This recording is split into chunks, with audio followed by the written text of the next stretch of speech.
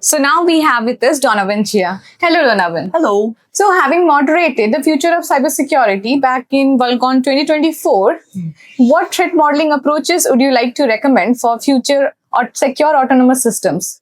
I think you meant to ask me how I would look at threat modeling in secure autonomous systems. And this was actually quite interesting because some time back, quite recently, as part of Threat Modeling Connect's hackathon, I actually mentored a group that was looking into securing V2X systems. And in V2X, right, vehicles that get connected to many different parts. The autonomous component is in the smart driving aspect. And I think once you talk about such autonomous components, one has to realize that cybersecurity is not simply siloed. There are other factors to consider. Example, safety. And safety itself is very tricky because there are instances where cybersecurity implementations can actually impede safety if, for example, the cybersecurity implementation takes too long. For example, I use encryption that takes too long to encrypt the data before decrypting, and hence spending too much time to allow a system to, say, make a fast response. But there are also instances where the autonomous system itself gets hacked, and as a result,